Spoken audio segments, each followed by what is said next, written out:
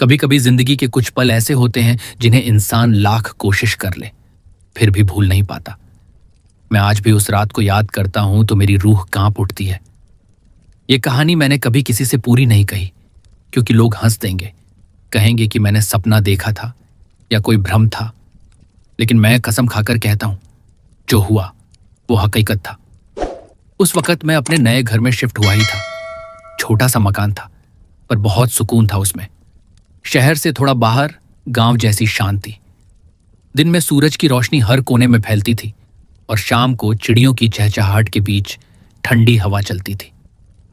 मैंने सोचा था जिंदगी अब शांत हो जाएगी, काम से लौटो, खाना खाओ, थोड़ा संगीत सुनो और चैन से सो जाओ। लेकिन वो सुकून ज्यादा दिनों तक नहीं टिक पाया। पहले कुछ अजीब चीजें महसूस हुईं, जैसे कमरे में अकेले होते हुए भी किसी की मौजूदगी का एहसास होना। कई बार मुझे लगा जैसे कोई मेरी पीठ के पीछे खड़ा है, मगर पीछे मुड़ने पर कुछ नहीं।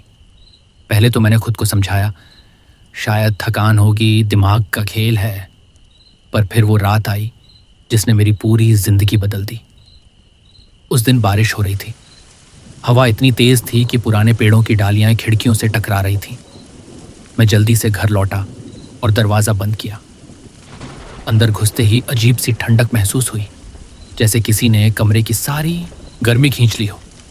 मैंने हीटर ऑन किया और सोफे पर बैठकर फ़ोन स्क्रॉल करने लगा। रात के करीब 11:30 बजे होंगे। बाहर हवा गूंज रही थी। तभी थक की एक आवाज़ आई। ऐसा लगा जैसे मुख्य दरवाज़ा थोड़ा सा हिला हो। पहले तो मैंने ध्यान नहीं दिया, सोचा हवा के झोंके से होगा। लेकिन कुछ देर बाद वही आवाज़ फिर आई, थक थक। इस बार मैंने सिर उठाया। दरवाज़ा थोड़ा सा हिल रहा था, जबकि मैंने खुद बंद किया था। दिल की धड़कन तेज हो गई। धीरे धीरे उठा और दरवाजे की ओर बढ़ा। हैंडल पर हाथ रखा। ठंडा था जैसे बर्फ हो। मैंने चेक किया, लॉक ठीक था। मैंने थोड़ा झांका। बाहर घुप अंधेरा, सिर्फ स्ट्रीट लाइट की पीली रोशनी दूर कहीं झिलमिला रही थी। किसी का साया तक नहीं। मैंने राहत की सांस ली और दरवाज़ा फिर कसकर बंद कर दिया। लेकिन जैसे ही मुड़ा, एक ठंडी हवा मेरे कान से गुजरी। कमरे का पर्दा अपने आप हिलने लगा और तभी मुझे लगा कोई मेरे ठीक पीछे खड़ा है। दिल मानो सीने से निकलकर गले तक आ गया। धीरे धीरे पलटा। कुछ नहीं था, खाली कमरा। लेकिन गंध कुछ अजीब थी, गीली मिट्टी जैसी, पर उसमें किसी जले हुए कपड़े की बू मिली हुई थी। मैं घबरा गया। जल्दी से कमरे की लाइट ऑन की, टीवी चला दिया ताकि कुछ आवाज़ रहे। खुद को बहलाने के लिए चाय बनाने गया।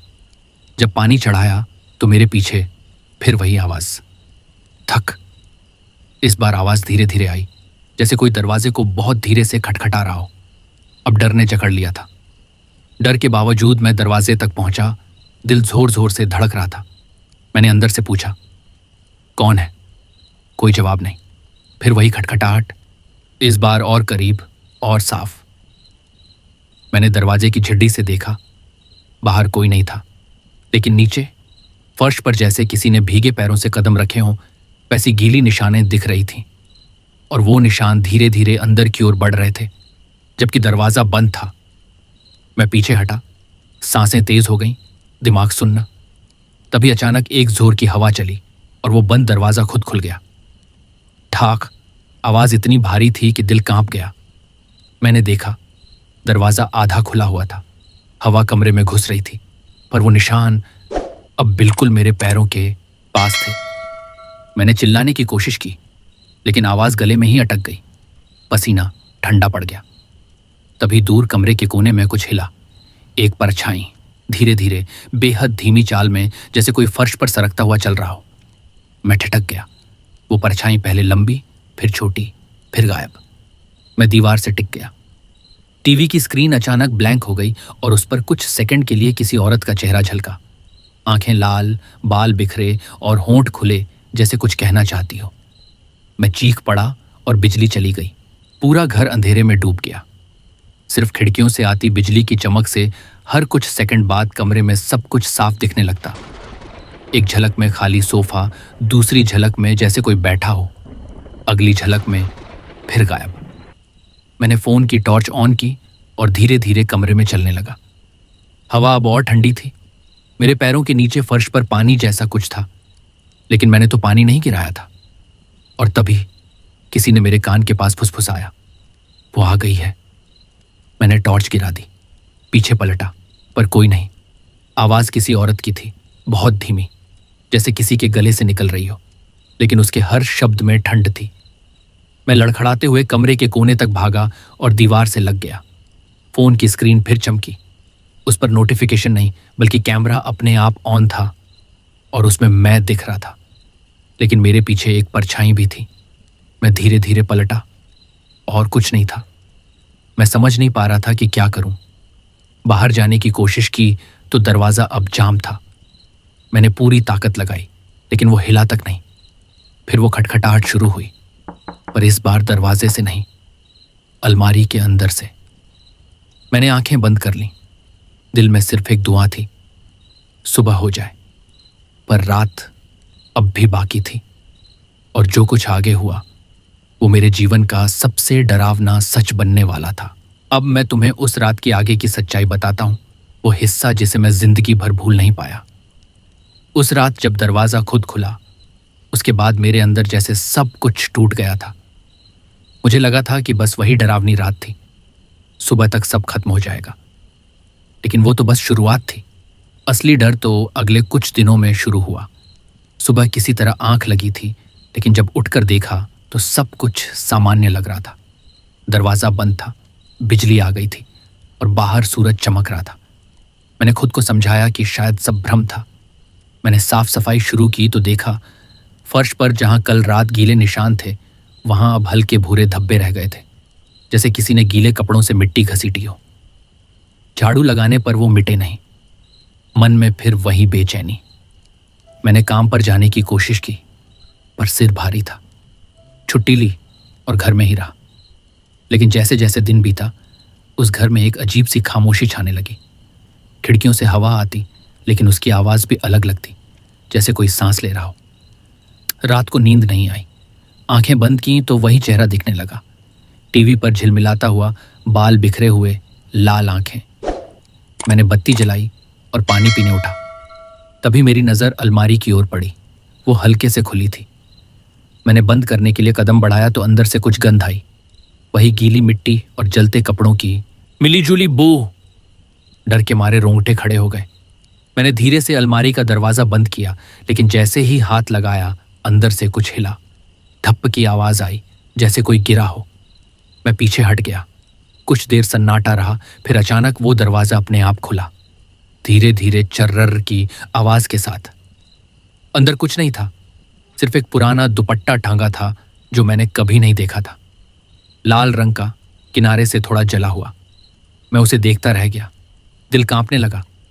मैंने वो दुपट्टा वहीं छोड़ दिया और सोफे पर बैठ गया।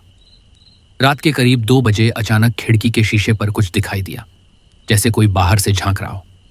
मैंने टॉर्च उठाई और रोशनी डाली। कोई नहीं था, लेकिन शीशे पर धुंध से बनी आकृति दिखी, एक औरत का चेहरा। मैंने डर के मारे आंखें बंद कर लीं। फिर देखा, चेहरा गायब। अगली सुबह मैं सीधा नीचे वाले पड़ोसी मिश्रा अंकल के पास गया। उनसे पूछा, अंकल, पहले यहां कौन रहता था? वो कुछ देर चुप रहे, फिर बोले, बेटा, ये घर 2 साल खाली पड़ा था। पहले यहां शर्मा परिवार रहता था। उनकी बेटी थी अस्सिया, बहुत अच्छी लड़की थी, कॉलेज में पढ़ती थी। लेकिन एक रात पता नहीं क्या हुआ, उसने खुद को इसी घर में फांसी लगा ली। मेरे पैरों तले जमीन खिसक गई। मैंने कांपती आवाज में पूछा, क्यों? अंकल ने आंख भरी। कहते हैं उसका किसी से रिश्ता था, लड़का धोखा देकर चला गया। उसने हार मान ली। तब से इस घर में कोई टिकता नहीं। कहते हैं रात में कोई लड़की की परछाई दिखती है जो देखती रहती है कि कोई अंदर है या नहीं। मैं घर लौटा तो दिल में डर और गुस्सा दोनों थे। क्या वही सिया थी जो अब मेरे घर में भटक रही थी? शाम को मैं दरवाजे पर बैठा रहा, जैसे किसी का इंतजार कर रहा हूं। अंधेरा बढ़ा, हवा तेज हुई, परछाई हिलती रही, और फिर वही हुआ। दरवाजा धीरे से खुला, बिना किसी हवा के। मैं स्थिर खड़ा रहा। कमरे में फिर वही गंध भर गई, और फिर एक धीमी आवाज आई, तुम मेरे कमरे में क्यों हो? मैं कांप गया। आवाज बिल्कुल पीछे से आई थी। पलटा तो देखा, एक लड़की खड़ी थी। सफेद साड़ी, बाल गीले, चेहरा आधा अंधेरे में, आंखों में अजीब सी उदासी। वो मुझे देख रही थी, पर गुस्से में नहीं, जैसे किसी अपने को पहचान रही हो। मैंने हकलाकर कहा, कौन हो तुम? वो बोली, तुम क्यों आए यहां? ये मेरा घर है।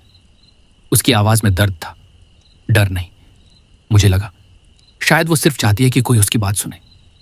मैंने धीरे से कहा, तुम सिया हो? वो मुस्कुराई, पर वो मुस्कान ठंडी थी, जैसे किसी मरे हुए चेहरे पर। वो बोली, वो सब झूठ था, मैंने खुद को नहीं मारा, किसी ने मारा था मुझे। मैं सन्न रह गया। उसने आगे कहा, उसने कहा था वो लौटेगा, पर वो नहीं लौटा। और जब मैंने सच कहा, किसी ने यकीन नहीं किया, सबने मुझे पागल कहा। वो धीरे धीरे करीब आने लगी। मैंने पीछे हटना चाहा, पर पैर जैसे जमीन में धंस गए थे। उसकी आंखों में आंसू थे, पर वो आंसू काले थे, जैसे राख। उसने कहा, तुम वही हो ना जो हर रात मुझे देखते हो? तुम डरे नहीं, इसलिए मैंने सोचा शायद तुम मेरी बात सुनोगे। मेरी सांस रुक गई। वो बोली, वो दुपट्टा, वो मेरा नहीं था, उसने मेरे गले में वहीं बांधा था, जलाया भी वहीं था। मुझे लगा जैसे कमरा घूम रहा है, दीवारों पर धुएं जैसी आकृतियां बनने लगीं। लड़की का चेहरा रस्सी, आग। मैं चीख नहीं पा रहा था।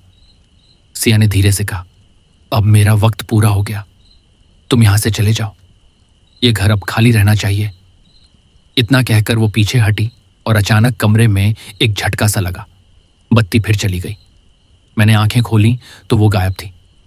बस हवा में उसकी आवाज तैर रही थी। अब कोई मुझे देख नहीं पाएगा।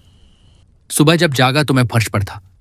सब कुछ शांत था, दुपट्टा भी गायब, पर दीवार पर एक निशान था, उंगलियों से लिखा हुआ, जैसे किसी ने गीली मिट्टी से खींचा हो, धन्यवाद। उस दिन के बाद मैंने वो घर छोड़ दिया, कहीं और चला गया। पर आज भी रात के वक्त जब हवा चलती है और दरवाजा थोड़ा हिलता है, मुझे लगता है जैसे कोई देख रहा हो, कोई जो बस चाहती थी कि उसकी कहानी सुनी जाए। और कभी कभी आधी रात को मेरे फोन के कैमरे में अपने आप कोई तस्वीर खींच जाती है, और उसमें हमेशा एक लड़की होती है जो मुस्कुरा रही होती है, और जिसकी आंखों में अब डर नहीं, बस सुकून होता है।